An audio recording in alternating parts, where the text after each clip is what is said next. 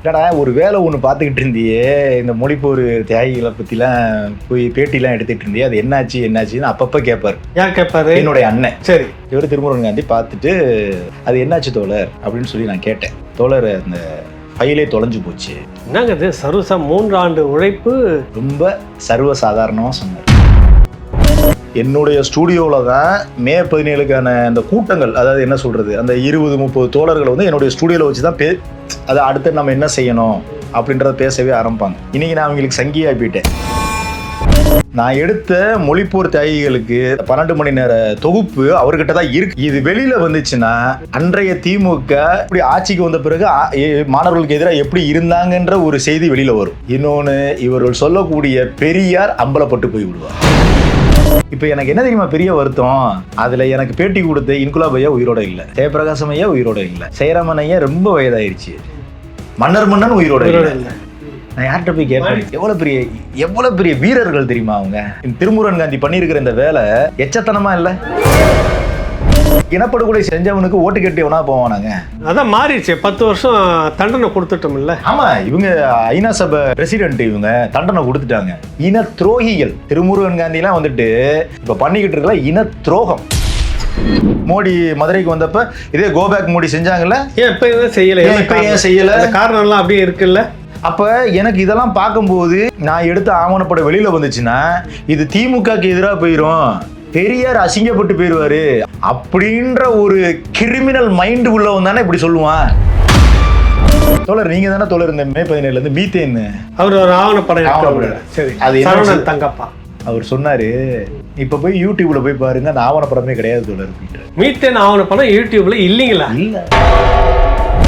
ஒரு கல்யாண வீட்டுல அண்ணாமலை அவர்களை வந்து சீமானண்ணன் பார்த்தாருனாலே பாத்தீங்களா, அவங்க எப்படி கட்டி பிடிச்சி பேசிட்டு இருக்காங்கன்னு பாத்தீங்களா அப்படின்னு பேசுற வாயி, அதிமுக பிஜேபியோட கூட்டணி இருக்கிறவங்க அடிமை அதிமுகன்னு சொல்ற வாய் வைகோ செய்தா மட்டும் ஏன் கம்முன்னு இருக்குது?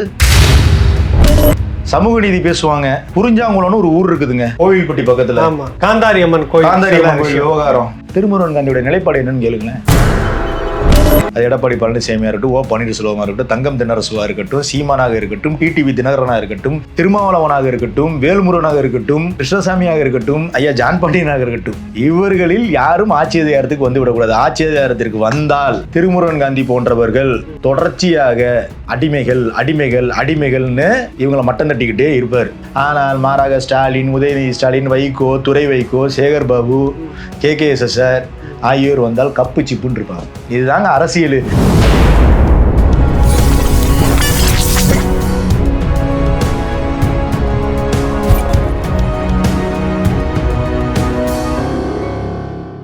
தோழர் எர்னஸ்டோ புகைப்பட கலைஞர், முன்னாள் மே 17 இயக்கத்தில் பயணித்த ஒரு தோழராக இருக்கக்கூடிய அவர். தொடர்ந்து நம்ம சந்திச்சுட்டு இருக்கிறோம். இந்திய எதிர்ப்பு போரில் நடந்த அந்த சம்பவங்கள், மறைக்கப்பட்ட பல உண்மைகள், வரலாற்று தகவல்கள், இவற்றை தேடி அலைந்து ஆவணப்படுத்திய அவர்கிட்ட அதனுடைய அடுத்த பகுதி என்னன்றதை நம்ம தொடர்ந்து பேச இருக்கிறோம். வணக்கம் தோழர். வணக்கம் தோழர். இப்போ அந்த முதல் கட்டமாக எல்லாத்தையும் சொல்லி முடிச்சிட்டிங்க. என்னென்ன நடந்தது அந்த காலகட்டத்தில் 65 என்ன நடந்தது, மாணவர்கள் எப்படி செய்திருந்தாங்க, திமுக அதிகாரத்துக்கு வந்த பிறகு இந்தியை எப்படி ஒரு இசை நிகழ்ச்சியாக அனுமதிச்சது, அது எதிராக நடந்த அந்த போராட்டம், அதை போலீஸ் தடியடி மூலமாக கலைச்சது, இப்படின்னு பல சம்பவங்களை சொல்லியிருந்தீங்க. அடுத்த கட்டமாக என்ன இருக்குது, அதுக்குள்ளே என்ன விஷயங்களை நீங்கள் பதிவு பண்ணுறீங்க? என்னன்னா, இதில் வந்து சாதி மதம் அந்த மாதிரி எதுவுமே கிடையாது, எதுவுமே இல்லாமல் தான் நடந்தது. ஆமாம், தமிழர்கள் ஒரே நோக்கம் வந்து தமிழ் மொழி, தமிழர்கள் அப்படின்ற ஒரு இதில் தான் நடக்குது. இது அடுத்த கட்டமாக வந்துட்டு பார்த்தீங்கன்னா இது அப்படியே நீர்த்து போகுது. இந்த செய்திகளும் சரி, அவர்கள் குறித்தான ஒரு பதிவுகளோ இல்லை அவர்களுக்கான ஒரு முன்னுரிமையோ அப்படின்றதே இல்லாமல் அப்படியே நீர்த்து போகுது. ஒரு 10 ஆண்டு காலம் அவங்களுக்கு வந்து அவங்க குடும்பத்துக்கு வந்துட்டு முக்கியமாக சிவகங்கை ராஜேந்திரன் அவர்கள் கூட, அவர் வந்துட்டு ஒரு போலீஸ்காரரோட பையன். சிவகங்கை ராஜேந்திரன் ஒரு அண்ணாமலை பல்கலைக்கழகத்தில் இறந்தது பார்த்தீங்க, சுட்டு கொண்டாங்க பார்த்தீங்களா, அவர் வந்து ஒரு போலீஸ் அதிகாரியோட பையன் தான் சிவகங்கை ராஜேந்திரன். அவங்க அக்காவுக்கெல்லாம் ஒரு 10 ஆண்டு காலம் வந்து ஓய்வூதியம்லாம் கொடுத்துருக்குறாங்க, தியாகிகள் அப்படின்ற அடிப்படையில். அதுக்கப்புறம் அதுவுமே நிப்பாட்டிட்டாங்க. இது இப்படியே மெல்ல அப்படியே இதாகிடுச்சு. இந்த போராட்டத்தை இதில் பங்கெடுத்தவங்களை நம்ம அடுத்த தலைமுறை கொண்டு போய் சேர்க்கணும் அப்படின்ற ஒரு ஆர்வத்தில் நம்ம இவங்களெல்லாம் நேரில் போய் பார்த்து என்ன சொல்கிறது, ஒரு 3 ஆண்டு காலம் இதுக்காக நான் தேடுறீங்க, அலையிறீங்க. தேடி அலைந்து பல பேருக்கு வந்துட்டு வேலைகள் இருக்கும். அதாவது மருத்துவர் சேதுலாம் வந்துட்டு சேராமன் தோழர் தான் சொல்கிறார், மருத்துவக் கல்லூரி மாணவர்கள்லாம் கலந்துக்கிட்டாங்க அப்படின்னு சொல்லி. அப்புறம் அவரை தேடி கண்டுபிடிச்சி அவர் மதுரைக்கு வந்து அவரை பார்த்து இது மாதிரிலாம் நம்ம பதிவு செய்து மாலை முரசு பேப்பரில் கூட நம்ம கிட்டத்தட்ட ஒரு 300க்கு மேற்பட்ட புகைப்படங்கள் நான் எடுத்து வச்சுருந்தேன். இதை பண்ணிக்கிட்டு இருக்கும்போது என்னென்னா, திருமுருகன் காந்தி அப்போ தான் உள்ளே வர்றார். அப்போதான் அவர் உள்ளே வர்றாரு. மே 17 இயக்கம் திருமுருகன் காந்தி அப்பப்போ தெரியும் எனக்கு. மதுரையில் வரக்கூடிய போராட்டங்கள் இதெல்லாம் நம்ம பார்த்துருக்குறோம், பழகிருக்கிறோம், பேசியிருக்கிறோம். ஏன்னா தமிழ் தேசிய இதில் இருக்கிறனால நம்ம பேசியிருக்கிறோம், பழகிருக்கிறோம். அப்போ அவர் வந்துட்டு இந்த மாதிரி ஒன்று பண்ணிக்கிட்டு இருக்கிறோம் அப்படின்னப்ப மீத்தேன் சொல்லி ஒரு ஆவணப்படம் சரவணன் தங்கப்பா எடுத்து, அது வந்து மே 17 இயக்கம் அவங்க தான் வெளியிட்டாங்க. அதை எடுத்தது வந்து சரவணன் தங்கப்பா. இது ரொம்ப முக்கியமான ஒரு செய்தி. அது முழுக்க மீத்தேனை வந்து இப்போ அந்த ஆவணப்படத்தை அது குறித்தான இதை வந்துட்டு ஒரு ஆவணப்படமாக எடுத்தாங்க. அது ரிலீஸ் பண்ணது தான் மே 17. அப்போ அது நல்லா கொஞ்சம் பிரபலமாக போயிட்டு இருக்கப்ப அப்போ தோழர் அப்போ இந்த இதையும் நம்மளே பண்ணுவோம், இந்த மொழிப்போர் இதை நம்மளே பண்ணுவோம் அப்படின்னு சொல்லி அவர் வந்துட்டு என்னுடைய நண்பருடைய அலுவலகம், அவரோட அலுவலகத்தில் வச்சு தான் இந்த ஃபுட்டேஜஸ் எல்லாமே கிட்டத்தட்ட ஒரு 12 மணி நேர ஃபுட்டேஜ் ஒளிப்படங்கள் பதிவு செய்து எல்லாருக்கிட்டையுமே தேடி திரட்டி. ஏன்னா அந்த குறிப்பிட்டு அவங்க சொல்லக்கூடிய இடங்கள், இப்போ அழகர் கோயில் அந்த காட்டுப்பகுதி இருக்குது பார்த்தீங்களா, அந்த வனப்பகுதி இருக்கு இல்லையா, அந்த மாண்டேஜ், அந்த போகிற பாதை, ஏன்னா நல்ல விஷுவல் கரெக்டாக இருக்கணுங்கிறதுக்காக அதுக்கான ஒரு பாதையை நம்ம தேடி, அப்புறம் வந்துட்டு மேலமாசி வீதி வடக்கு மாசி வீதியை வந்துட்டு அதை வந்து ஒரு மாண்டேஜாக எடுத்தது, தியாகராயா கல்லூரி மாண்டேஜாக எடுத்தது, புதுச்சேரியில் ஒரு ஜெயபிரகாசம் ஐயாவை பார்க்க போகிறோம்னா ஒரு புதுச்சேரின்னா ஒரு இதாக காட்டக்கூடாது இல்லை, இது மாதிரி நிறைய எல்லாம் சேர்த்து பார்த்தோன்னா ஒரு 12 மணி நேர தொகுப்பு அந்த இது இருக்குது. இது எல்லாத்தையுமே பார்த்தார் அவர் கூட வந்தவர் சுந்தர்னு இன்னொரு தோழர் பார்த்துட்டு, ரங்தே பசந்தி ஹிந்தி படம் மாதிரி இருக்குது, இதை பெரிய அளவில் நம்ம ரிலீஸ் பண்ணணும் தோழர், ரொம்ப முக்கியமான ஒரு ஆவணப்படம் அப்படின்னு சொல்லி இது வந்து ஒரு 2.5 ஆண்டு காலம் நான் என்னுடைய இதுக்காக நான் வேலை பார்த்தது. அப்புறம் என்னாச்சுன்னா 2017 வரைக்கும் பார்த்து நம்ம கொடுக்குறோம், வாங்கிட்டு போயிட்டாங்க என்கிட்ட மொத்தமாக, அப்படியே வாங்கிட்டு போயிட்டாங்க. இது வந்து ஒரு ஹிந்தி படம் சொன்னீங்க, பேர் என்னது? ரங்தே பசந்தி. மிக பெரும் ஒரு எழுச்சி போராட்டம். அதே போல இது இருக்கும், அதை நம்ம சிறப்பாக செய்வோம்னு சொல்லிட்டு வாங்குறாங்க. 17 நீங்க ஒப்படைக்கிறீங்க. ஆமா, யார்கிட்ட ஒப்படைச்சிங்க? திருமுருகன் காந்திட்ட தான் ஒப்படைக்கிறேன். அவர் தான் வாங்கிட்டு 12 மணி நேரம். 12 மணி நேரம். அந்த புகைப்படங்களும் ஆமா, மாலை முரசு எடுத்த புகைப்படம் எல்லாமே என்கிட்ட ஒரு சிங்கிள் பேப்பர் கூட கிடையாது. இப்படி யாராவது செய்வாங்களா தோழர்? ஒரு ஆவணப்படுத்திக்கிட்டு இன்னொரு பகுதியில் நீங்க கொடுத்துருக்கணும், பிரதியாக கொடுத்துருக்கணும். கொடுத்ததுக்கு என்ன காரணம், என்ன நம்பி கொடுத்தீங்க நீங்க? ஒரு நம்பிக்கை தான், வேற ஒன்றும் கிடையாது. அவர் வந்துட்டு ரொம்ப எழுச்சியா பேசுறாரு, தமிழ் தேசியத்துக்கு வந்துட்டு ரொம்ப எழுச்சியா பேசுறாரு. அது போக இந்த மீத்தேன் இதெல்லாம் ரிலீஸ் பண்ணியிருக்கிறாங்க அப்படின்ற ஒரு நம்பிக்கையில நான் கொடுத்தது. சரிங்களா, அந்த நம்பிக்கையில் நான் வந்து சரி கரெக்டாக கொடுத்துருவாங்க அப்படின்னு சொல்லி, அதுக்கப்புறம் தோழர் இதை வந்து இன்னும் 2-3 தோழர்கள்ட்டெல்லாம் நம்ம வந்து இதை பற்றி பேச வேண்டியது இருக்குது, அவங்களையும் நம்ம வீடியோ எடுக்கணும் அப்படின்னு சொல்லி சொல்கிறாரு. சரி தோழர் எப்போன்னு சொல்லுங்கள், நம்ம போய் பார்க்கலாம் தோழர் அப்படிலாம் நான் சொல்கிறேன் நான். ஆனால் அதுக்கப்புறம் எப்படி காலம் தள்ளி போகுது. அதுக்கப்புறம் அவர் சிறைக்கு போயிட்டு வந்தார். அதுக்கடுத்து மறுபடியும் இன்னொரு தடவை சிறைக்கு போயிட்டு வந்தார். 2019 இந்த தேர்தல் இதாகுது. அதன் பிறகு வந்துட்டு இந்த இது போக என்னன்னா, அவர் சிறைக்கு போயிட்டு வந்ததுக்கப்புறம் வந்துட்டு மதுரையில் வந்துட்டு ஒரு பொதுக்கூட்டம் நடத்துகிறோம். மே 17க்கு பொதுக்கூட்டம். அதுக்கும் வீடியோ கேமரா ஃபோட்டோ எல்லாமே நான் தான் எடுக்கிறேன். அந்த பொதுக்கூட்டத்துக்கும் நான் தான் எடுக்கிறேன். காசுலாம் வாங்குறது, எதுக்குமே காசு வாங்குறது. இப்போ இந்த 3 ஆண்டு தேடல் உழைப்பு இதுக்கான செலவு எல்லாமே உங்களுடைய தான். இயக்கம் அவர் எதனா கொடுத்தாருங்களா? யாரும் எந்த ஒத்த பைசா கொடுக்கல. என்னுடைய முன்கூட்டியே திரட்டி எல்லாத்தையும் வச்சிருக்கீங்க. அவர் வரும்போது இதை காட்டியிருக்கீங்க, இப்படி பண்ணியிருக்குறேன். பிறகுதான் அவர் வந்து இதில் எடுத்துட்டு இப்படி ஒரு நல்ல விஷயம் இருக்குது வெளியில கொண்டுட்டு வரான்னு வாங்குறாரு அவரு. ஆமா, சரி வாங்கினது என்னாச்சு, பிறகு ஏன் வரல அந்த படம்? சொல்றேன். நான் அதை ஒரு நம்பிக்கையில் கொடுத்தது சரின்ட்டு. அதுக்கப்புறம் தான் இன்னும் நிறைய பேர்ட்டெல்லாம் எடுக்கணுன்றாரு. கேட்கும் போதெல்லாம் வந்துட்டு இன்னும் கொஞ்சம் எடுக்க வேண்டியது தோழர், இன்னும் நிறைய பேர்ட்ட தோப்பாட்டை எடுக்க வேண்டியது இருக்குது, அவரோட அப்பாட்டை எடுக்க வேண்டியது இருக்குது, திருமுருகன் காந்தியோட அப்பாட்டை பேட்டிலாம் எடுக்க வேண்டியது இருக்குது அப்படிலாம் சொல்லி சொன்னார். சரி தோழர் எப்போனாலும் சொல்லுங்கள், நான் வந்து எடுத்து கொடுக்குறேன், நானே வர்றேன் அப்படிலாம் சொல்லியிருந்தேன். இப்படியே காலம் தள்ளி தள்ளி தள்ளி தள்ளி போகுது. 2019 வந்துருச்சு. 2020 நவம்பர் மாதம் போல், அதாவது என்னுடைய சொந்த அண்ணன், அவருக்கு வந்து பிரெயினில் வந்துட்டு ஒரு இதாகி பஸ்ட் ஆகி மதுரையில் இருக்கிற ஒரு முக்கியமான மருத்துவமனையில் அனுமதிக்கப்பட்டிருக்கிறாரு. அறுவை சிகிச்சை பண்ணி அனுமதிக்கப்பட்டிருக்கிறார். இவர் வந்துட்டு மதுரையில் ஏதோ ஒரு திருமணத்துக்கு வந்தவர் அப்படியே மருத்துவமனைக்கு என்னை வந்து பார்க்க வந்தார். பார்க்க வந்துட்டு அப்போ வந்து தோழர் அந்த இது என்னாச்சு அப்படின்னு சொல்லி கேட்குறேன் நான். அந்த ஆவணப்படம் இது என்னாச்சு? ஏன்னா என்னுடைய அண்ணன் வந்து அடிக்கடி கேட்பார் என்கிட்ட, இல்லைடா ஒரு வேலை ஒன்று பார்த்துக்கிட்டு இருந்தியே, இந்த மொழிப்போர் தியாகிகளை பற்றிலாம் போய் பேட்டிலாம் எடுத்துகிட்டு இருந்தியே, அது என்னாச்சுன்னு அப்பப்போ கேட்பார். யார் கேட்பாரு? என்னுடைய அண்ணன். சரி, அவர் தான் மருத்துவமனையில். ஏன்னா அவருக்கு ஒரு ஆசை இருக்கும்ல, என்னமோ தம்பி ஏதோ ஒரு வேலை பார்க்குறான், அது என்னாச்சு அதை பார்க்கணுங்கிற ஒரு ஆசையில் கேட்குறேன். இல்லைண்ணே இப்போ பண்ணிக்கிட்டு இருக்காங்க, நானும் வீட்டில் சொல்லிக்கிறேன், இன்னும் எடுக்க வேண்டியது இருக்குன்னு சொல்லிகிட்டு இருக்கிறேன். இவர் வந்தார். இவர் திருமுருகன் காந்தி பார்த்துட்டு வெளியில், மருத்துவமனைக்கு வெளியில், அது என்னாச்சு தோழர் அப்படின்னு சொல்லி நான் கேட்டேன். நீங்கள் தான் கேட்க? நான் தான் கேட்குறேன். சரி தோழர், அந்த ஃபைலே தொலைஞ்சு போச்சு. இல்லை, நீங்கள் ஹார்ட் டிஸ்காலில் கொடுத்தீங்க? ஹார்ட் டிஸ்காக தான் கொடுத்தேன் நான். அந்த ஃபைலே தொலைஞ்சு போச்சு, எங்கே இருக்குன்னே தெரியல.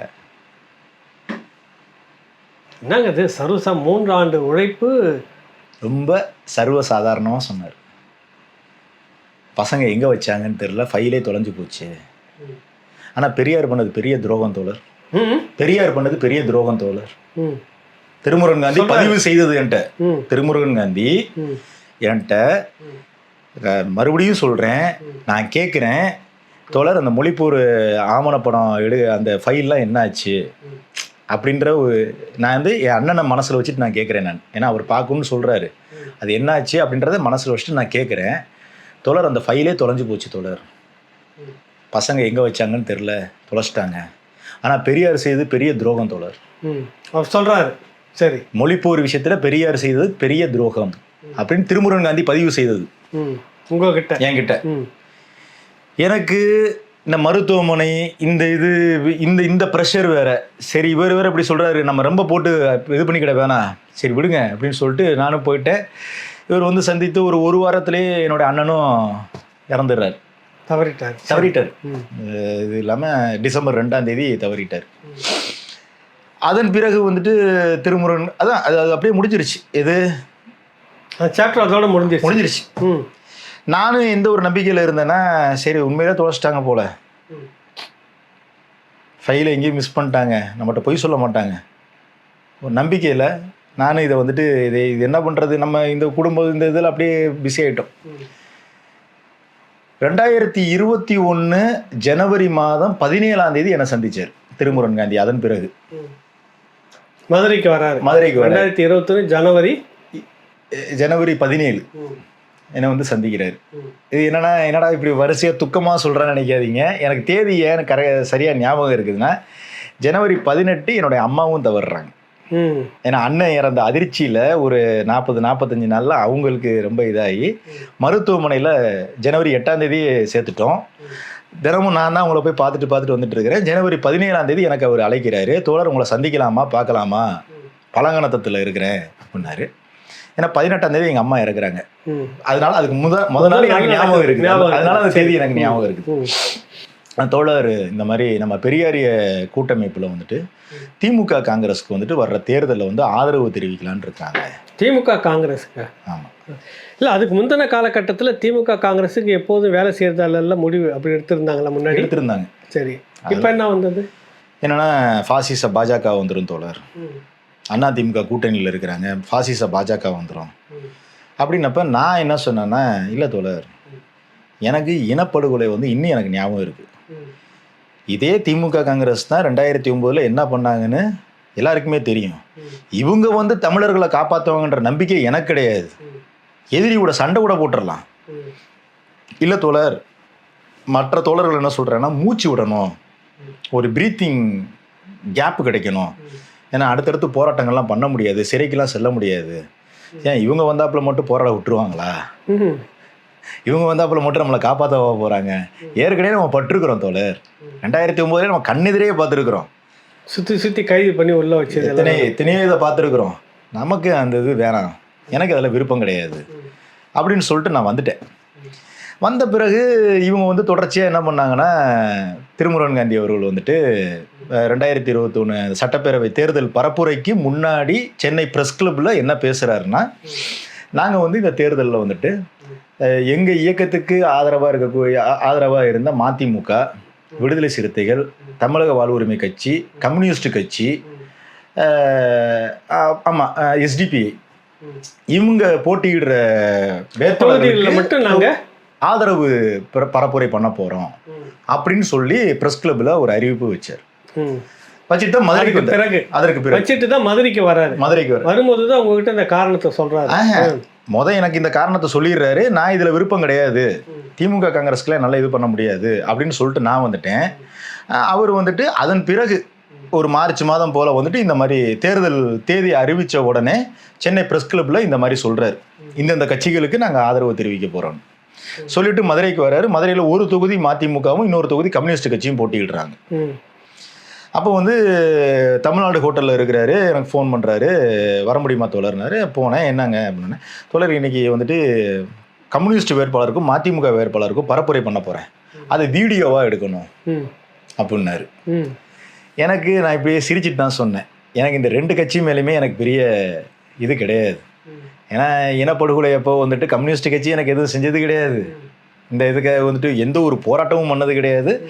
மாறாக கிண்டல் கேலி கூட பண்ணியிருக்காங்க. மதுரை இருக்கிற கம்யூனிஸ்டுகள் எதிராக தான் இருந்தாங்க. இன்னொன்று மதிமுக மேலெல்லாம் எனக்கு வந்து பெரிய அபிமானம் கிடையாது, சுத்தமாக எனக்கு கிடையாது. அதனால் இதை என்னால் வீடியோ ஓப்பனாகவே, நமக்கு என்ன ஓப்பனாகவே நான் சொல்லிட்டேன், இதை வீடியோ எடுக்க முடியாது தோழர் அப்படின்னு சொல்லிட்டு வந்துட்டேன். ஆனால் இவர் சொன்னது என்ன, மதிமுக, கம்யூனிஸ்ட் கட்சி, எஸ்டிபிஐ, விடுதலை சிறுத்தைகள், தமிழக வாழ்வுரிமை கட்சிக்கு தானே பரப்புரை பண்ண போறேன்னு சொல்லிட்டு போனாரு. இதுக்கப்புறம் என்ன பண்றாரு, போடிக்கு போறாரு. மதுரையை முடிச்சுட்டு போடிக்கு போறாரு. போடியில யாரு, ஓ பன்னீர்செல்வமும் அதிமுக சார்பா நிற்கிறாரு, தங்க தமிழ்ச்செல்வன் திமுக சார்பா நிற்கிறாரு. இவர் ஓபிஎஸ்க்கு எதிராக தேர்தல் பரப்புரை பண்றாரு. நான் போன் பண்ணியே கேட்கிறேன், என்னங்க நீங்கள் இதில் இப்படி சொல்லிட்டு ஓபிஎஸ்க்கு போய் எதிராக அங்கே தேர்தல் பரப்புரை பண்ணுறீங்க, அங்கே என்ன எஸ்டிபிஐ நிற்கிதா, விசிகா நிற்கிதா, தமிழக வாழ்வுரிமை நிற்கிதா, மதிமுக நிற்கிதா, இல்லாட்டி கம்யூனிஸ்ட் கட்சி நிற்கிதானே? ஐயோ தோழர், ஓபிஎஸ்லாம் வந்துடக்கூடாது தோழர். இல்லைங்க, நீங்கள் சொல்லிட்டு போனது என்ன, எதுக்குங்க அங்கே போய் இந்த வேலையை பார்க்குறீங்க? இல்லைங்க தோழர், ஓபிஎஸ் தான் தோழர் இந்த விஷயத்துக்கு, ஸ்டெர்லைட்டுக்கு அந்த மக்களுக்கு எதிராக இருந்தார், அப்புறம் வந்துட்டு அந்த என்னது நியூட்ரினோ திட்டத்துக்கு வரணும்னு சொல்லி இதாக இருக்கிறாரு அப்போல்லாம் சொல்லி சொன்னார். சரி, அப்படின்னா வந்து மீத்தேனுக்கு எதிராக இருந்த ஆதரவாக இருந்த ஸ்டாலினுக்கு எதிராக நீங்கள் வந்துட்டு குளத்தூரில் பண்ண வேண்டியதானே கேட்டீங்க? கேட்குறேன் தோழர், நீங்கள் ரொம்ப தூய்மைவாதம் பார்க்காதீங்கன்னு சொல்லிட்டு வச்சிட்டார். தூய்மைவாதம் இதெல்லாம் மட்டும் பார்க்கக்கூடாது வச்சுட்டு அடுத்து பார்த்தோம்னா கோவை இந்த வானதி ஸ்ரீனிவாசன் இந்த அம்மா நிற்கிது பாருங்க. ஆமாங்க. இதில் என்னன்னா, தந்தை பெரியார் திராவிடர் கழகம், அதாவது ஈழத்துக்காக நாங்கள் எண்ணற்ற போராட்டங்களை பண்ணியிருக்கிறோம். 2009 நாங்கள் ஆயுதம் ஏந்தி வந்த வண்டியை, இராணுவ வண்டியை நிப்பாட்டி இருக்கிறோம். இதெல்லாம் சொன்னவங்க எனக்கு 2009 இருந்து எனக்கு அதாவது ஈழத்துக்கு எதிராக யாரெல்லாம் செயல்பட்டாங்கன்னு சொன்ன இயக்கங்களே இவங்க தான். திமுக காங்கிரஸ் தான் இந்த இதை பண்ணுறாங்க. நீங்கள் அதே என்ன அழிப்பு, ஏதாவது இந்த துரோகத்தை நீங்கள் அதே நிலைப்பாட்டில் பார்த்துட்டு இருக்கிறீங்க எல்லாரையும். நான் அதே துரோகி, என்னைக்கும் துரோகி தான் காங்கிரஸ், திமுக. எனக்கு சொன்னவங்களே இவங்க தான். யாரு? இந்த மே 17 இயக்கம், பெரியார் இயக்கங்கள் தான் வந்துட்டு இந்த இனப்படுகொலை 2009, 2010, அதன் தொடர்ச்சியாக பல ஆண்டு, என்ன 2014 வரைக்குமே சொல்லிக்கிட்டு இருந்தவங்க. திமுக காங்கிரஸ் தான் இனப்படுகொலைக்கு முக்கிய காரணம்னு சொல்லிட்டு மேடையிலலாம் போட்டு பேசியிருக்காங்க. பெரியாரியவாதிகள், சோ கால்டு பெரியாரியவாதிகள் சொன்னதானே. இவங்க இன்னும் பதிவு செஞ்சதே இல்லையா? இதே ஆளுங்க இன்னைக்கு வந்துட்டு 2021 சட்டமன்ற தேர்தலில் காங்கிரஸ் கட்சி கொடியை ஏந்திக்கிட்டு எங்க கோவையில் பாஜகவுக்கு எதிராக போட்டியிட்ட காங்கிரஸ் வேட்பாளர் பேர் என்ன, மயூரன் ஜெயக்குமார். ஆமா, அவருக்கு ஆதரவா இந்த தந்தை பெரியார் திராவிட இயக்கம் கழகம் வந்துட்டு தேர்தல் வேலை பார்க்குது. காங்கிரஸ் கொடியை, காங்கிரஸ் புகைப்படமே இருக்கு, வேலை பார்க்குது. அங்கே 2 நாளைக்கு அப்புறம் இவர் போறாப்புல, யாரு, திருமுருகன் காந்தி. கேட்டீங்க? அதையும் கேட்குறீங்க? நான் கேட்குறேன். இல்லை, திருமுருகன் காந்தி போயிட்டு தேர்தல் வேலை பார்க்குறாரு. அதே இப்போ இவங்க சொல்கிறாங்க பாசிச பாஜக வந்துடும், பார்ப்பனம் வந்துடும் சொல்லிட்டு, பொதுமக்கள் என்னென்னு பார்ப்பான்? ஜென்ரலா பாக்குறவன் என்ன பார்ப்பான், இவன் திமுக ஆதரவா தான் வேலை பாக்குறேன்னு சொல்லிட்டு தானே பார்ப்பான். ஆமா ஆமா ஆமா. இவ்வளவு நாள் இனப்படுகொலை செஞ்சது இவங்க தான். சரி, பாஜக உள்ள வந்துருன்னா அப்ப அந்த இனப்படுகொலைக்கு துரோகம் பண்ண காங்கிரஸ் மறந்துடலாமா? அதை மறந்துடலான்றாங்களா? அதுக்கு சொன்ன காரணம்னா அதுக்கு தான் 10 வருஷம் நம்ம திமுக ஆட்சிக்கு வர விடாம பண்ணிட்டோம்ல, தண்டனை கொடுத்துட்டோம்ல. இது தண்டனையா? இவங்களா கொடுத்தாங்க? இல்ல, இது தண்டனையான்னு கேக்குறேன்.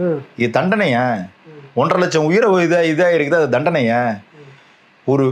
ஒரு மருந்து அனுப்ப முடிஞ்சுதா நம்மளால? ஒரு ரத்த பாக்கெட் அனுப்ப முடிஞ்சுதா? ஏன் தோழர், ஒரு வால் போஸ்டர் ஒட்ட முடியுமா தோழர்? 2009 தன்னெழுச்சியா இருந்த மாணவர் போராட்டம் எப்படி அதாவது நீர்த்து போய் அதை காலி பண்ணாத எதையாவது மறக்க முடியுமா? வீரமரணம் அடைஞ்ச முத்துக்குமாரோடைய இதை மறக்க முடியுமா? அப்ப நடந்த விஷயத்த நான் ஒண்ணுதான் கேட்டேன். பாலச்சந்திரன் கூட உங்களுக்கு ஞாபகம் இல்லையான்னு கேட்டேன். நான் யார்கிட்ட கேட்டீங்க? திருமுருகன் காந்தி. அதுக்கு என்ன பதில் சொல்றாரு? நீங்க வைங்க தோழர், நமக்கு வேலைகள் இருக்கு அப்படின்னு சொல்லி போனை வச்சாச்சு. இதை விட வேற வேலை இருக்குதுன்றாரு. வேற வேலை இருக்கு. பாலச்சந்திரனுக்காக விழுந்து அழுதுதே. அதாவது இந்த பார்ப்பன இதை பத்திலாம் உங்களுக்கு தெரியல அப்படின்றது இது பண்ணிட்டாங்க. எனக்கு ரொம்ப ராகுல் காந்தி பார்ப்பனர் தான் நினைக்கிறேன்ல. அவரு தான் பூனலே எடுத்து காட்டினார். கவுல் பிராமணர் காட்டினார்ல. சரி, இவர் எந்த பார்ப்பனர் உள்ள சொல்றாரு? அது அவங்களுக்கு தான் தெரியும். நான் வர்றேன் வர்றேன் இப்படி பண்றாங்க. எனக்கு ரொம்ப ஒரு மாதிரி வருத்தம் ஆயிடுச்சு. கோயம்புத்தூர்ல காங்கிரஸ் கொடியை பிடிச்சிட்டு பிரச்சாரம் பண்றாங்க, அதுல இவரும் போய் பிரச்சாரம் பண்றாரு. நீங்க பாக்குறீங்க, கேக்குறீங்க, என்ன சொல்றாரு? அங்கிருந்தே வாங்க. அதான் நீங்க பார்ப்பனரோட இதை பத்தி தெரியாம இருக்கிறீங்க, பேசாதீங்க. பாசிசத்தோட இது தெரியாம இருக்கிறீங்க, அதை பத்தி எல்லாம் பேசாதீங்க, தேர்தலுக்கு அப்புறம் பாத்துக்கலாம் அப்படின்னு சொல்லிட்டு முடிச்சிட்டாங்க.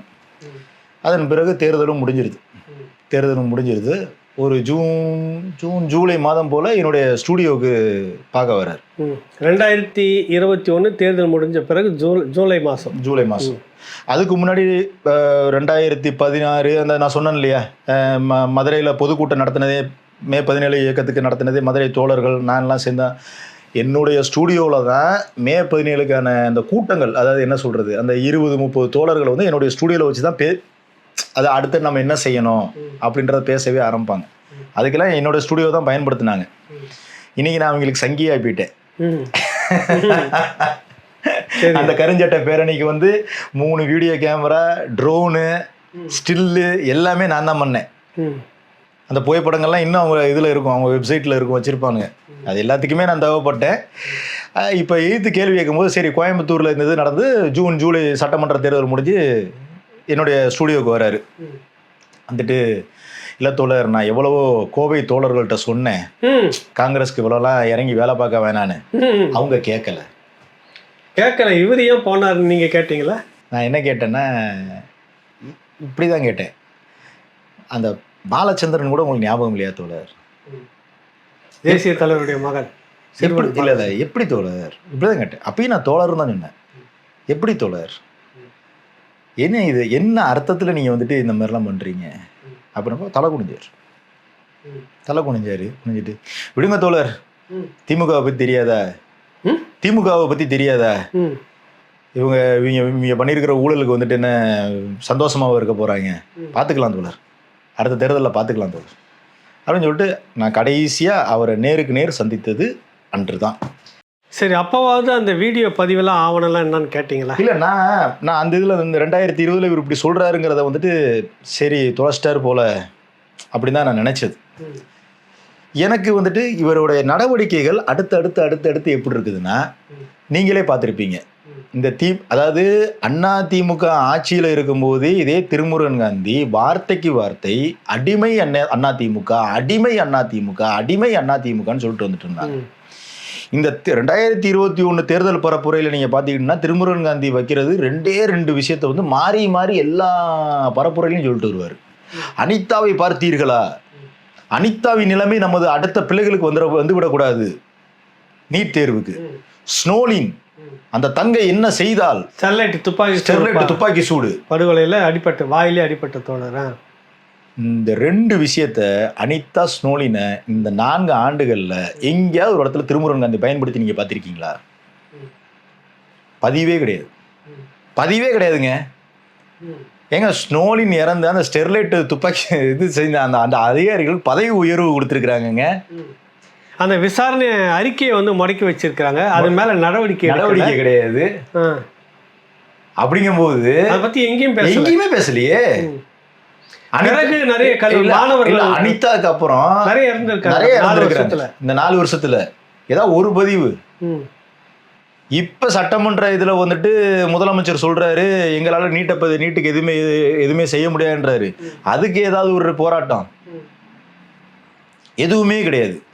இந்த ஒரு விஷயம் ஏன் அப்படி இருக்கிறாரு? ஏன் எதுவுமே இல்லை. எனக்கு இதுதான் எனக்கு இந்த மொழிப்போர் இதை நான் எங்க சொல்ல வரேன்னா, முக்கியமான விஷயம் அன்னைக்கு அவர் சொன்னது, அந்த ஃபைல் தொலைஞ்சு போச்சு, ஆனா பெரியார் செய்து மிகப்பெரிய துரோகம் தோழர் அப்படின்னாருல. எனக்கு இப்பதான் எனக்கு என்ன ஆகுதுன்னா, இந்த ஃபைல் அவர்கிட்ட தான் இருக்கு. நான் எடுத்த மொழிப்போர் தியாகிகளுக்கு அவங்கள நான் எடுத்த பேட்டியான அந்த 12 மணி நேர தொகுப்பு அவர்கிட்ட தான் இருக்கு. இன்னும் இருக்கு. லேஸ்ல தொலைக்கக்கூடியது அல்லது லேஸ்ல தொலைக்க.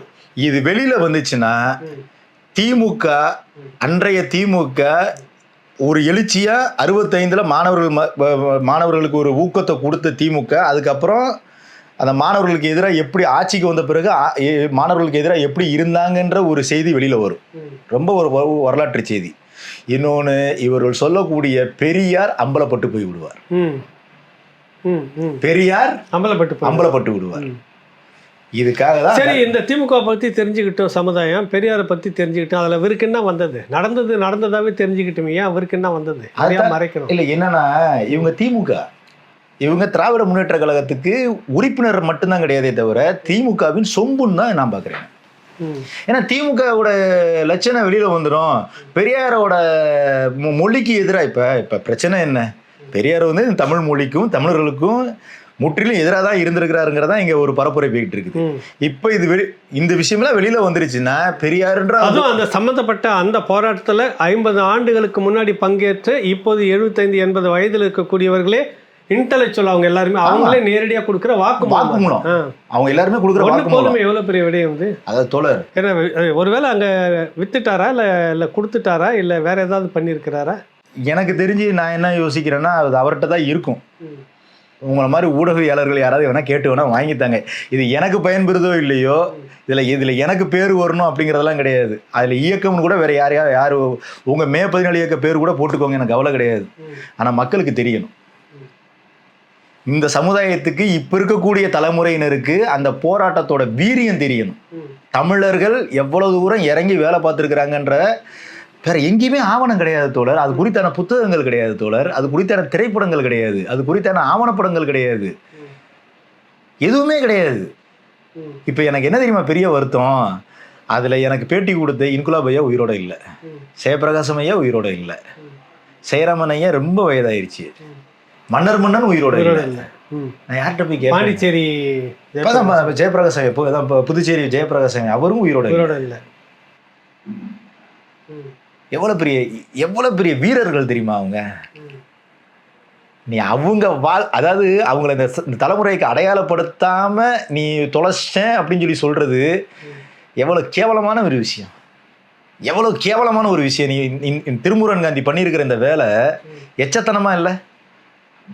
அப்படி என்ன உங்க என்ன நோக்கம்? அவர் ஏன் அப்படிலாம் நடந்துக்கிறாரு? இல்ல, நான் என்ன பாக்குறேன்னா, இது நோக்கம் என்னன்னா, இந்த ஆவணப்படம் வெளியில வந்துச்சுன்னா திமுக அம்பலப்பட்டு போகும். அதான் படிட்டோம், நடந்தது என்னவோ வெளியே சொல்ல பெரியார் அம்பலப்பட்டு போயிடுவார். அதை காப்பாற்றணும். அதை காப்பாற்ற அரணாக அவர் இருக்கிறாரு. அதுதான் இருக்கிறாரு. அது இருக்கிறதுனால தாங்க இனப்படுகொலை செய்தாலும் செஞ்சவனுக்கு ஓட்டு கட்டியவனா போவானாங்க. அதான் மாறிடுச்சு. 10 வருஷம் தண்டனை கொடுத்துட்டோம்ல. ஆமா, இவங்க ஐநா சபை பிரசிடென்ட், இவங்க தண்டனை கொடுத்துட்டாங்க. அதாவது சொந்த ரத்தம் தானே துடிக்கும் தோழர். பாலச்சந்திரன் என் தம்பி, தலைவர் அதாவது தலைவர் மட்டும் இல்ல, காவல் தெய்வம். யாரு? மேதகு வந்து காவல் தெய்வம் அப்படின்ற உணர்வு இருக்கிறவன் தானே அதோட அந்த வருத்தம் தெரியும். இவங்களை பொறுத்தவரை முத்துக்குமரன் வேற யாரோ தானே. முத்துக்குமரன் வேற யாரோ, பாலச்சந்திரன் வேற யாரோ தானே. அந்த 1.5 லட்சம் எவனாவது ஒருத்தன் இன்னைக்கு பேசுறாங்களே, நாங்க வந்துட்டு புலிகளுக்காக வந்து வெடிகுண்ட பெட்ரோல் பாம் எரிஞ்சவங்க வச்சாங்கன்னு. அதுக்கு தான் ஒரு தோழர் பதிவு போட்டிருக்கிறாரு. அப்ப 2009 அவங்க பெட்ரோல் பாம் எல்லாம் என்னடா பண்ணிட்டு இருந்துச்சுன்னு. என்னடா பண்ணிட்டு இருந்துச்சுன்னு கேட்கிறாருல. இன துரோகிகள் திருமுருகன் காந்திலாம் வந்துட்டு இப்ப பண்ணிக்கிட்டு இருக்கல இன துரோகம். இனத்துரோகம் வேலைன்னு சொல்றீங்க. இனத்துரோக வேலை. எப்படி அவர் கூட பயணிச்சதால இந்த முடிவுக்கு வரீங்களா? பயணிச்சதுனால தான் நான் பாக்குறேன்ல. நான் வந்து அதாவது வேற ஏதாவது சொந்த விருப்பு கார்பரேட் உங்களுக்கு என்ன இருக்கா? எதுவுமே கிடையாது. எனக்கு அந்த மாதிரிலாம் எதுவுமே கிடையாது. நேரடி அனுபவம் பாக்குறீங்க, உணர்றீங்க, அதை வச்சு கேட்கல. இல்ல இது நீங்க ஒரு ட்ராக்காவே பாருங்க. 2021 முன்பாக அதிமுகவில் பாஜகவோடு கூட்டணியில் இருந்தார்கள். அதுல நமக்கு எந்த விதமான அதாவது ஆதரிக்கின்ற நிலைமையெல்லாம் கிடையாது. அதிமுகவை ஆதரிக்கின்ற நிலைமையும் கிடையாது, பாஜகவை ஆதரிக்கின்ற நிலைமையெல்லாம் எனக்கு கிடையாது. அது என் கூட பயணம் பண்றவங்க நிறைய பேருக்கு தெரியும். சரிங்களா? அதிமுக ஆட்சி நடக்கும்போது தினமும் ஒரு போராட்டம். இதே திருமுருகன் காந்தி வார்த்தைக்கு வார்த்தை அடிமை அதிமுக அடிமை அதிமுக அடிமை அதிமுகன்னு சொல்லி சொன்னாரு. இன்னைக்கு திமுகல பாஜக கொண்டு வர்ற திட்டங்களுக்கு திமுக எதுக்கு எதிராக இருக்கு? கருணாநிதியின் காயின் வெளியீட்டு விழாக்கு ராஜ்நாத் சிங் வராரு. மோடி எத்தனையோ முறை வந்துட்டு போறாரு. செலவிக்கிறதுக்கு வெங்கையா நாயுடு வராரு. அமித்ஷா இப்ப கூட வந்துட்டு போனாரு. உங்க கோபேக் மோடி கோஷம் என்னாச்சு? உங்களோட கருப்பு பலூன் என்னாச்சு? இவங்க செய்தாங்களா அதெல்லாம்? ஆமா, மதுரையில செஞ்சாங்கல்ல. மதுரை பெரியார் பேருந்து நிலையத்தில் இதே திருமுருகன் காந்தி வந்து செஞ்சாருல்ல.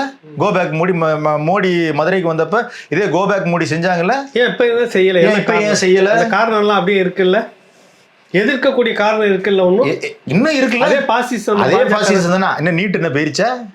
8 வழிச்சாலை போயிருச்சா? பரந்தூர் விமான நிலையம் போயிருச்சா? என்ன தோழர், ஏன் இப்ப மட்டும் என்ன காரணம்? அப்ப எனக்கு இதெல்லாம் பார்க்கும்போது எங்க இந்த மொழி இந்த இந்திய எதிர்ப்பு ஆவணப்படத்துக்கு நான் எடுத்த ஆவணப்படம் வெளியில வந்துச்சுன்னா இது திமுகக்கு எதிராக போயிடும், பெரியார் அசிங்கப்பட்டு போயிடுவாரு, அம்பலப்பட்டு போயிடுவாரு அப்படின்ற ஒரு கிரிமினல் மைண்டு உள்ளவன் தானே இப்படி சொல்லுவான். உள்நோக்கம் இருக்கு. உள்நோக்கம் இருக்குல்ல உனக்கு.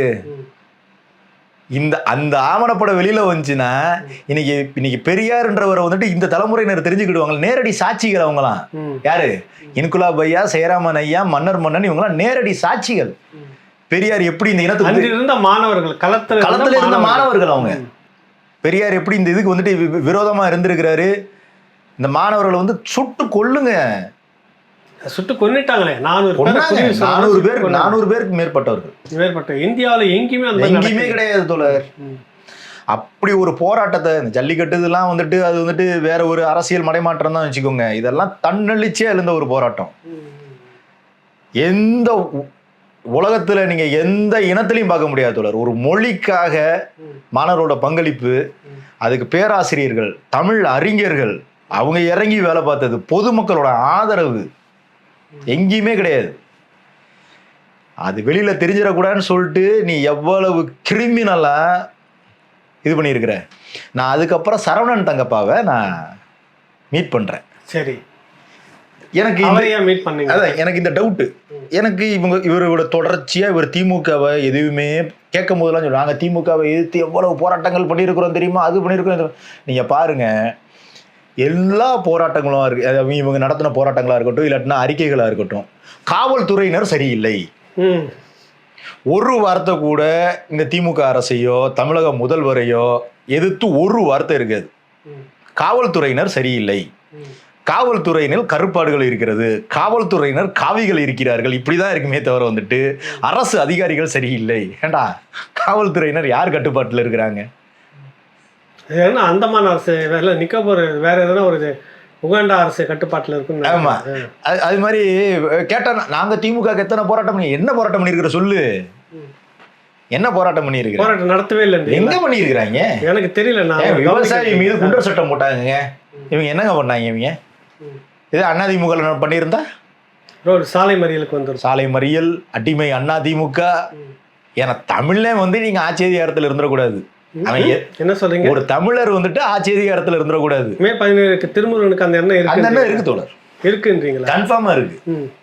இல்லாட்டினா நான் எக்ஸாம்பிளோட சொல்றேன் இல்லையா. நான் சரவணன் தங்கப்பா விஷயத்த சொல்லிடுறேன். நான் சரவணன் தங்கப்பாக்கு எனக்கு நீங்க நல்ல ஒரு கேள்வி கேட்டீங்க. என்னன்னா, மே திருமுருகனுக்கு வந்து தமிழர் அந்த ஆட்சிக்கு வந்துடக்கூடாதுன்ற எண்ணம் இருக்கா அப்படின்னு கேக்குறீங்களா? அதுக்கு முன்னாடி சரவணன் தங்கப்பா விஷயத்த சொல்லிடுறேன் நானு. தோழர், நீங்க தானே தோழர் இந்த மே 17 ஆரம்பிச்சிங்க. மே 17 மீத்தேன் அவர் ஒரு ஆவணப்படம் ஆவணப்படம். எடுக்கிறாரு. சரி, அது என்ன சரவணன் தங்கப்பா. அவர் சொன்னாரு, இப்ப போய் யூடியூப்ல போய் பாருங்க, அந்த ஆவணப்படமே கிடையாது தோழர் அப்படின்ட்டு. மீத்தேன் ஆவணப்படம் யூடியூப்ல இல்லைங்களா? இல்ல, ஏன் இல்லை? எடுத்துட்டாங்க. அவர்கிட்டயும் ஃபுட்டேஜ் ஆட்டையை போட்டாச்சு. சரி, அவர் சரவணன் தங்கப்பா போடலாம்ல. ஃபுட்டேஜே இல்லையே. என்னங்க எடுக்கிறவங்க எல்லாம் நீங்க வந்துட்டு உங்களுக்குன்னு ஒரு நகல் ஒரு பிரதி வச்சுக்காத கொடுத்துருவீங்களா? நம்பிக்கையில தாங்க கொடுக்குறோம். ஃபுட்டேஜே இல்லையே. என்ன இப்ப திமுக வந்துருச்சுல்ல. ஓ, ஒருவேளை இப்போ அதிமுக அரசு வந்ததுன்னா திரும்ப அது இணையத்தில் வருமா? வெளியில வாய்ப்பு இருக்கு, வர வாய்ப்பு இருக்கு. சரி, சரவணன் தங்கப்பா அப்படி ஏமாந்து இருக்கிறாரு. அவர் உங்ககிட்ட என்ன சொன்னாரு, நீங்க அவர்கிட்ட என்ன பண்ணி? அவர்கிட்ட சொன்ன நானே ஏமாந்துட்டேன். இந்த மாதிரி சிரிச்சுக்கிட்டு சொல்லக்கூடிய விஷயம் வேற என்ன தோழர், என்ன பண்றது? வேதனை, ஒரு இனத்தினுடைய அடையாளம் முழுக்க முழுக்க ஒரு ஆவணம் மறைக்கப்பட்டிருக்கு. செதச்சிட்டாங்க. நான் சொல்றேன் இல்லையா, அதாவது ஒரு ஏஜென்ட், திருமுருகன் காந்தி ஒரு ஏஜென்ட். யாருக்கான ஏஜென்ட் இருந்தீங்க சொல்றேன். நீங்க ஒன்று கேட்டீங்க, தமிழர்கள் ஆட்சிக்கு வருவது திருமுருகன் காந்திக்கு பிடிக்காதா அப்படின்னு சொல்லி கேட்டீங்க. 2014 நாடாளுமன்ற தேர்தலில் வைகோ அவர்கள் யாரோடு கூட்டணியில் இருந்தார்? மக்கள் நல கூட்டணியா? நாடாளுமன்ற தேர்தலில் பாரதிய ஜனதா கட்சி ஆதரிச்சு தேர் ஓட்டிட்டுலாம் வந்த ஞாபகம் இருக்கா? கிருஷ்ணர், அர்ஜுனன் போஸ்டர் ஒட்டி இருந்தாங்க. எல்லா போஸ்டர் ஒட்டி இருந்தாங்க. மோடி வந்து அர்ஜுனன் தேர் ஓட்டிட்டு வர்றாரு தமிழ்நாட்டுக்குள்ள. இவர் கிருஷ்ணன், கிருஷ்ண பரமாத்மா.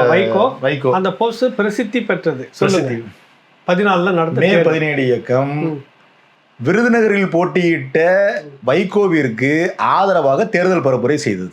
நீங்க தப்பா சொல்றீங்க. நீங்க அவர் தப்பான முடிவுலாம் திருமுருகன் காந்தி எடுக்க மாட்டார். பாசிச பாஜக உள்ள வந்துடும்ல, அவர் எப்படி ஆதரிச்சு வேலை செய்வாங்க? நீங்க வேற ஆதரவு தெரிவிச்சு வேலை பார்த்தாங்க.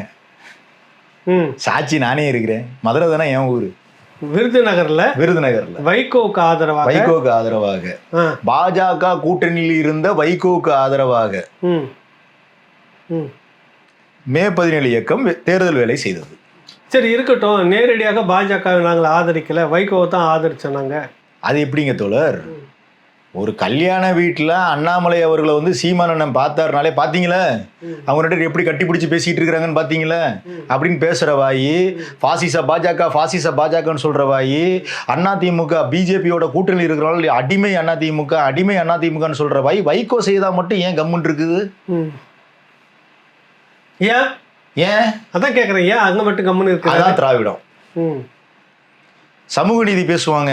சரி, குறிஞ்சாங்குளம்னு ஒரு ஊர் இருக்குதுங்க. ஆமா, கோவில்பட்டி பக்கத்துல. ஆமா, காந்தாரி அம்மன் கோயில் விவகாரம் இந்த நூற்றாண்டுல அப்படி ஒரு படுகொலை நடந்திருக்கவே நடந்திருக்கு. எந்த மாநிலத்திலுமே நடக்குது. சாதிய பாகுபாடு இருக்க சொல்லக்கூடிய வடக்கு மாநிலங்கள் எங்கேயுமே நடந்தது ஒரு படுகொலை. மோசமான ஒரு படுகொலை. அது கையை காலெல்லாம் தனித்தனியாக வெட்டி போட்டு 600 பருத்து அவருடைய வாயில ஒடுக்கப்பட்ட சமூகம், ஒடுக்கப்பட்ட சாதியர்னு சொல்லக்கூடிய அந்த பரையர் சமூகத்தினுடைய வாயில திணிச்ச அந்த படுகொலை. அது கொடூரமான ஒரு செயல். திருமுருகன் காந்தியோட நிலைப்பாடு என்னன்னு கேளுங்களேன். என்ன நிலைப்பாடு? அவர் பேச்சே கிடையாது. குறிஞ்சாங்குளம் நம்ம ஆரம்பிச்சாலே போதும். நாங்குநேரியில் நடந்தது தெரியுமா, தூத்துக்குடியில் நடந்தது தெரியுமா, இதில் இல்லையா அதில் இல்லையா, அதெல்லாம் இருக்கட்டும். குறிஞ்சாங்குளத்துக்கு வாங்க அப்படின்னா பேச மாட்டாங்க. ஏன் அதை பேச மாட்டாரு? வைகோவோட சொந்தக்காரங்க அங்கே தானே இருக்கிறாங்க. குறிஞ்சாங்குளத்தில் அவங்க தானே அதிக சாதியினர். சரி, அடுத்து இதுக்கு வரேன். வேங்கை வயல் இப்ப பரபரப்பா பேசிட்டு இருக்குது. வேங்கை வயல். சரி, அது எந்த நாடாளுமன்ற தொகுதிக்குள்ள வருது? திருச்சி நாடாளுமன்ற தொகுதி. அதனுடைய நாடாளுமன்ற உறுப்பினர் யாரு? வைகோனுடைய மகன் துரை வைகோ. ஒரு நாளாவது அங்க போயிருப்பாரு. அவர் தொகுதி தானே தோழர். எம்பி துரை வைகோ அங்க போயிருப்பாருன்னு கேக்குறீங்க? போவே இல்லையே. இவர் தான் நெருங்கிய நண்பர் தானே. துரை வைகோவும் திருமுருகன் காந்தி நெருங்கிய நண்பர்கள் தானே. ஐயா வைகோவே சொல்றாரு, எனக்கு பின்னால் என்னுடைய வாரிசாக திருமுருகன் காந்தியை அறிவிக்கிறேன். அதான் அவரை போலவே இருக்கிறாரா என்னன்னு தெரியல. அறிவிக்கிறேன்லாம் சொல்றாருல. சமூக நீதிக்காக அப்பா பெரியாரோட ஒரு சமூக நீதியாளர் உண்டா, சமூக புரட்சியாளர் உண்டா அப்படிலாம் பேசுறீங்களே. இப்ப கூட பேசிட்டு இருக்கிறீங்களே. ஈரோட்டில் என்னென்னமோலாம் கவாகவான்னு கத்திட்டு இருக்கிறீங்களே. ஏன் வேங்க வயல்னா மட்டும் உங்க வாய் எங்கிட்டு போயிருது? வடக்க போயிருமா? இல்லை, நான் கேட்குறேன். உலகத்துல இப்ப இருக்கிற உலகத்துல எவனாவது அந்த வேலையை செய்வானா?